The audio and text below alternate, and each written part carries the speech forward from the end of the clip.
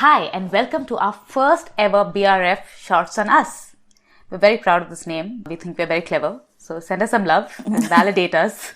So, given that our last episode, Dream, had a phenomenal response, and Charu and I were so overwhelmed, and we've been wanting to do this for a while actually, we've been thinking about it, and we just decided to jump right into these little mini episodes. And our first word ever with this is the word pride. So very topical there.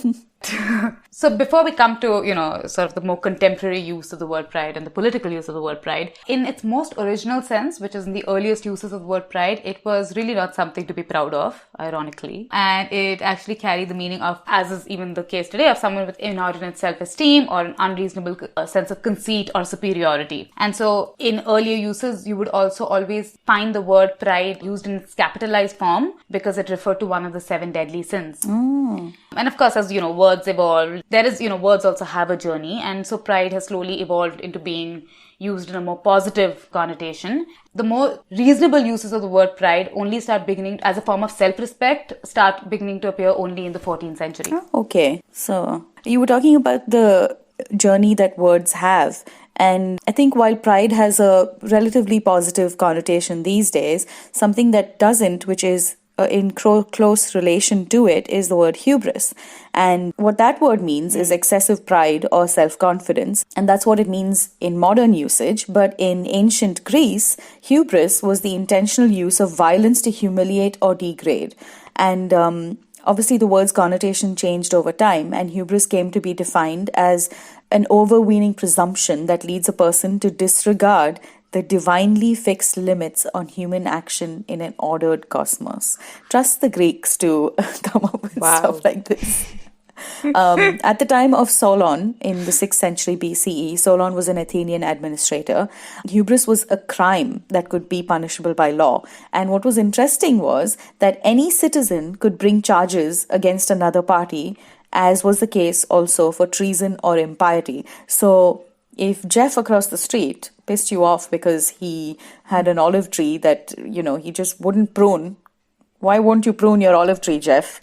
You could just pretend that he was being hubristic and treasonous and impious, and you could point the finger at him and have him taken away in handcuffs. So that's interesting. Good times, huh? But obviously hubris means something quite different these days. While it's not punishable by law, it's probably immoral rather than illegal. So it's just not great. Just all around not great. This doesn't make you a very nice person. And so coming back to the word pride, actually in Middle English you sort of, you start seeing the word like proper pride, personal pride, good repute, you sort of start seeing it being used more in those connotations, and also just general prowess or spirit, especially when it came to an animal. And so you start seeing uses like the first time it was applied to a group of lions, it was in the late 15th century. We all know that a group of lions is collectively called a pride because lions have a certain stately quality. They're seen as regal and elevated in their group. And so you can see that, the word pride has now started slowly taking on a more positive connotation. One of the earlier uses of the word pride where it started taking on a positive connotation was also sometime around the 15th century when it was first used to reference an erect penis. Oh, I did not know that was going there. Okay. Yeah. You took that by surprise, right? But meaning that which makes a person or people most proud. Okay. So. I suspect a man came up with this. And in the 1610s, pride was first paired with prejudice, and then slowly it started making its journey into more common use in different forms. And of course, now, in today's day and age, pride is most commonly associated with gay pride. Yeah. And which is, and June is Pride Month. We all know that. To give you a little bit of history about how the Pride Parade first originally came about was as a result of riots in New York at the Stonewall Inn. Back in the 1960s, when people weren't openly talking about their sexual orientations, and were rather keeping it, they were kind of hushing it up, especially if they weren't normatively heterosexual. There were certain establishments in New York City that sort of welcomed gay people, and Stonewall Inn was one of these establishments. It was raided by the police. Some 400 people protested this police raid, and it became quite a violent activity. And in the June of the following year, marches began to commemorate the riots at Stonewall in New York and Los Angeles. And this was the beginning of the Pride Parade. Oh, that's interesting. We all obviously, in bits and pieces, know about the Pride Parade and how many people attend it. I was interested in not only how many people attend it, but also who organizes it. Because at the end of the day, while it may sound like pretty simple, march from point A to B and look fabulous and resist against the things that need resistance, I was interested in who the organizers were. So I'll go into a little bit about the numbers first before the organizers. The first march in 1970 in New York City, I'll concentrate a little bit on the numbers in New York City in this bit. Since 1984, the Pride and related LGBT Pride events in New York City have been by far really the most popular in terms of coverage as well as numbers attended. So Stonewall 50, which was a series of LGBTQ events and celebrations in June of 2019, marked the 50th anniversary of the 1969 Stonewall riots. It was also the first time that World Pride was held in the United States. And the celebration was the largest LGBTQ event in history. It had an official estimate of 5 million attending Pride weekend in Manhattan alone. Wow. And this is including an estimate of 4 million that attended the parade. So it's not only people marching in the parade, obviously, it's also bystanders and things like that. So the attendance to just watch the parade is as big. Parade went on for 12 hours and included 150,000 pre-registered participants among 695 groups. So, Wow. yeah, and now coming to the organizers, they're known as Heritage of Pride, and they are, wait for it, this is a mouthful, a volunteer spearheaded, non-partisan, tax-exempt, non-profit organization.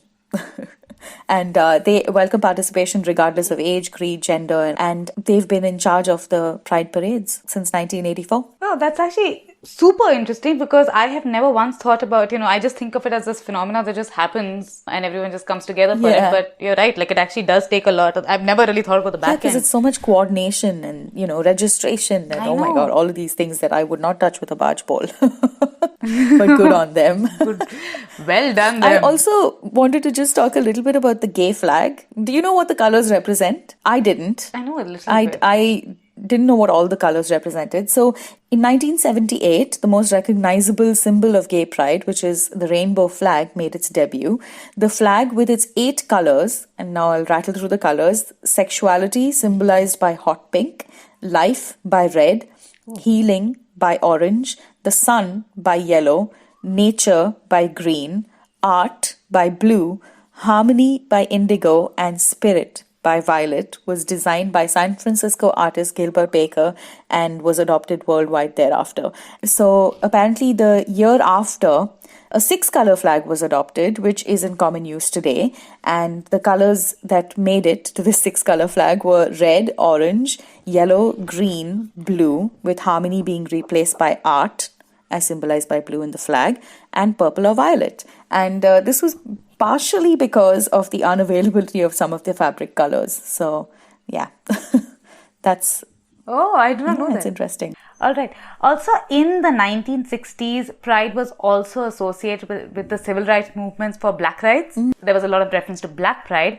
And on that note, there is also a very specific Black Pride parade in the UK that is still ongoing. That began in 2005 as a day trip to Southend-on-Sea by members of an online social network called Black Lesbians in the UK, cool. abbreviated to BLUK. And as of 2018, approximately 7,500 people have attended the UK Black Pride. Cool. And so that's a whole subsegment of the Pride Parade where there is representation for black gay people.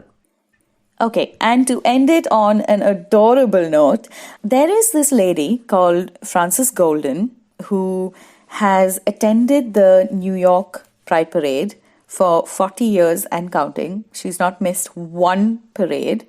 Wow. And she has had the same sign throughout those 40 years. And by the same sign, I mean literally the same sign, not that she's remade it. It's the same sign that she held at the first one. And it reads, "I adore my lesbian daughters, keep them safe." Oh wow, oh my God, that is heartwarming. I know, it's adorable. Throughout the march, Miss Golden is approached by different attendees, police officers, elected officials, because they all know who she is. She's 95 years old and she also runs the Frances Golden Literary Agency, and she spent a career fighting against overdevelopment and gentrification. So she's a pretty impressive lady. Yeah, her daughters have said people are drawn because it's just so personal. My mother doesn't just love her daughters, she adores us. There's a difference. Oh, that's sweet. All right, and with that, this is the end of our first ever shorts. Write into us, let us know what you thought about it. We will keep coming up with more and more of these, and hopefully the more shorts we do, the more frequent our episode releases are. So we look forward to seeing you soon, and the next time we see you, it will be with a full-length episode all over again. See you. See you guys.